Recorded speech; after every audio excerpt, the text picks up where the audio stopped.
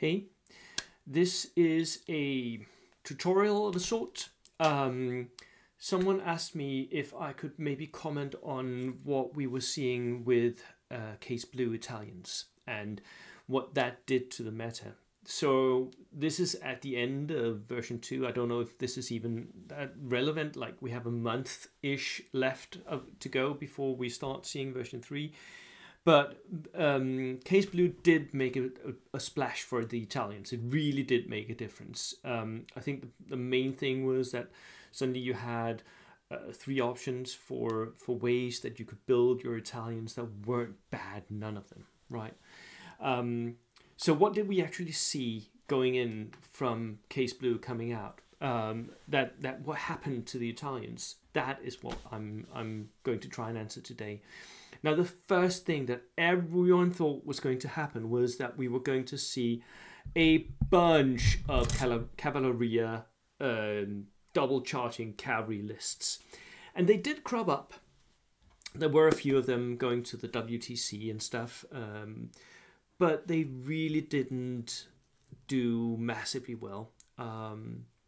Most of the top players, although I know a lot of people invested in the Cavalleria, bought 3D prints and whatnot and painted them up very quickly, a lot of people found out that cavalry is not very easy to play in Bold Action version 2. So they didn't really dominate the international meta, the competitive meta of Bold Action as you have it. They weren't really what really happened. But I'll show you a couple of things what did happen that we can sort of see where the Italian meta moved. So the Italian meta pre Case Blue was one where you had mostly Pereduticis, so Peres, which had access to Fausts, and then you had the Guastatores, which had access to double flamethrowers. They were the main units that really were good, and there were some of the vehicles that were okay-ish, right? There was an M15, I guess it's called, which is a darker tank, sort of equivalent to a Steward. But once Case Blue came out, that all changed, and I will show you a couple of things that happened. So these are all lists from the Danish Nationals this year. 3 different Italian lists. This one is the first one. This is from Michael C. He is one of the players who's been on the Danish national team. And he had brought a 14 order dice Italian list here. So, whoa, sorry, that wasn't intentional. I forgot I had a touch screen here. Right, here we go. So he had a second lieutenant with an extra man with SMGs. Inexperienced, because suddenly you can buy these for, like, right, you don't have to pay the tax of the full regular lieutenant. And then M battalions. M battalions was a thing.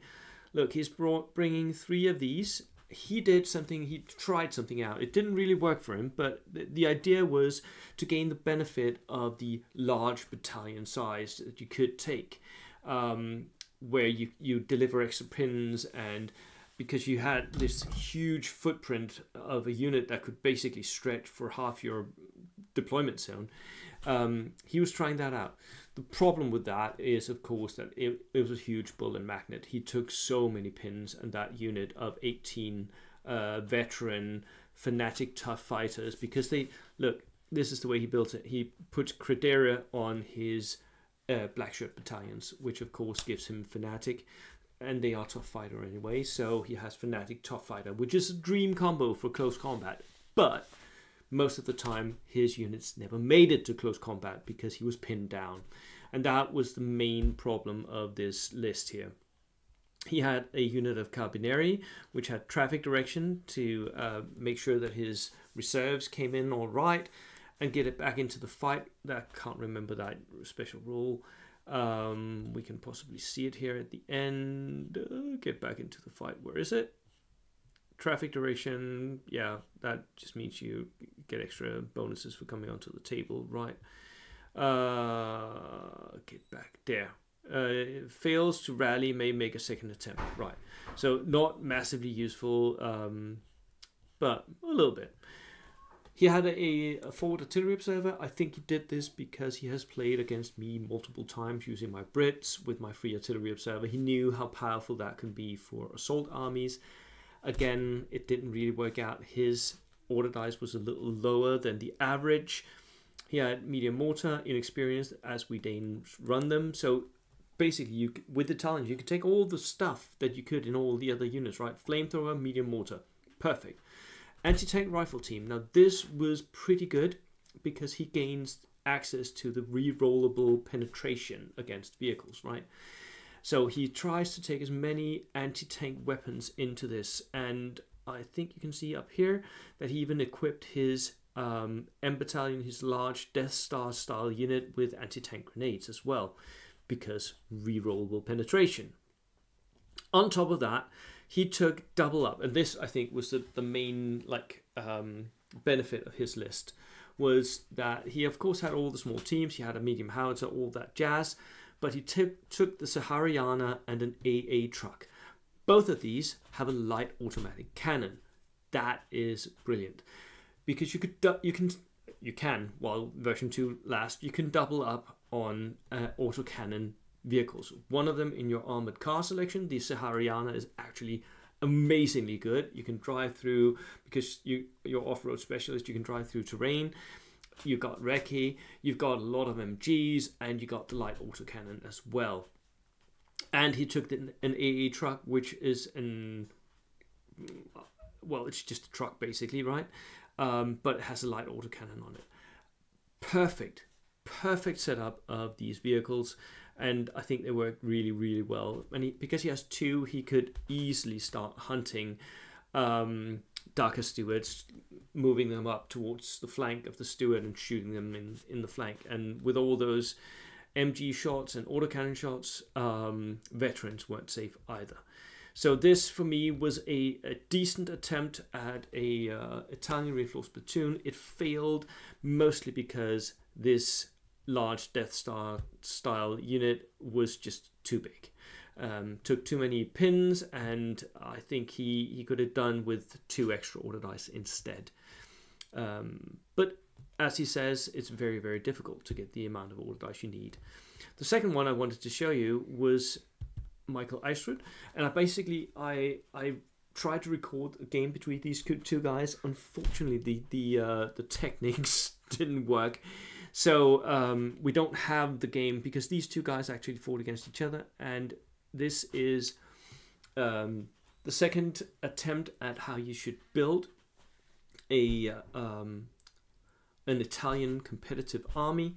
So again, it's focus on the black shirts, because that combination of tough fighter and veteran is so goddamn good.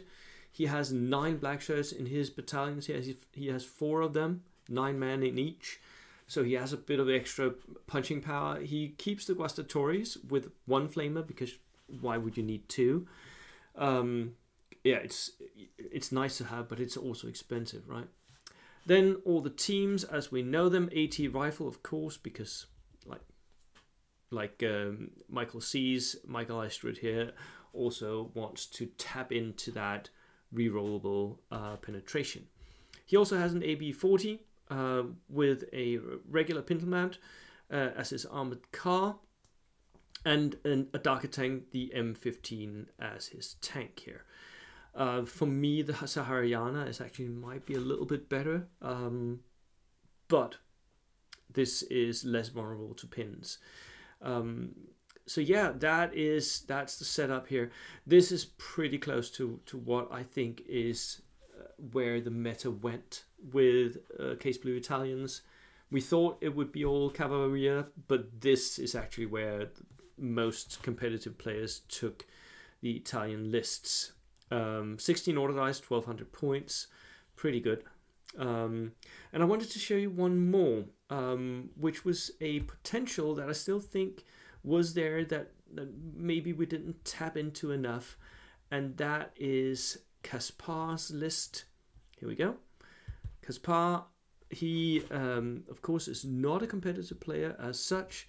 He went to the Danish Nationals and he fought with his Alpinis, lovely painted, lovely themed, and he actually took the Alpini rule, which is the Oberdere rule, which means that he can move through like terrain because he's mountaineers, and he can move and shoot.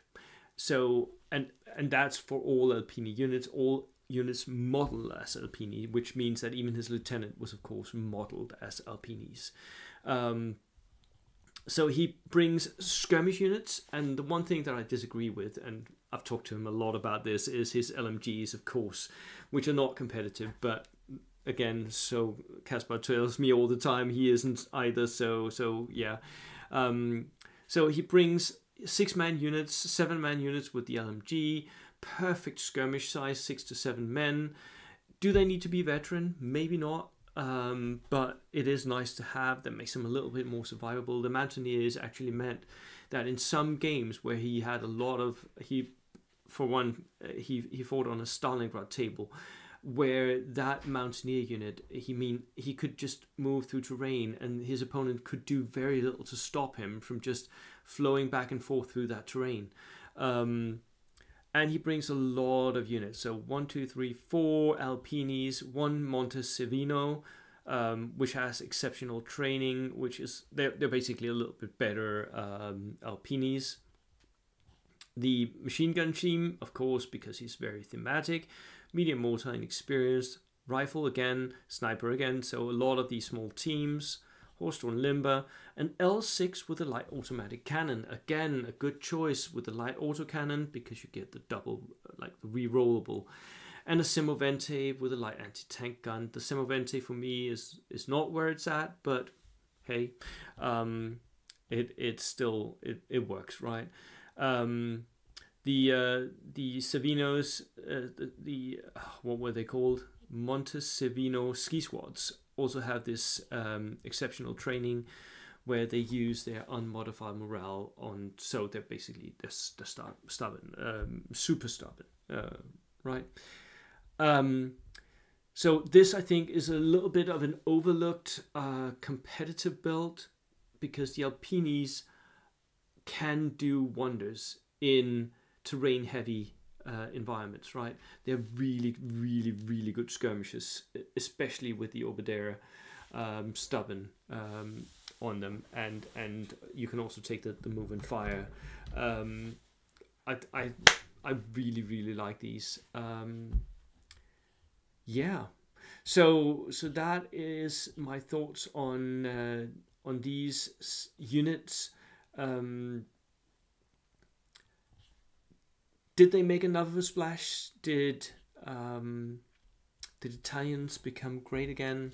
Maybe not, but they did make a splash. They were interesting, and I think especially the build of the M Battalion assault Italians had something, still has something, although it is more difficult to get to connect because of the lack of Banzai or Up and Atom, which the two other assault armies, the Brits and the Japanese, have. And I think that was the main drawback that still kept Italians from being absolutely top dogs here at the end of version 2. So yeah, that was my comments on competitive Italians for version 2. I hope you enjoyed the video. I will be back soon with a lot of version 3 content, and I'll see you then. Cheers.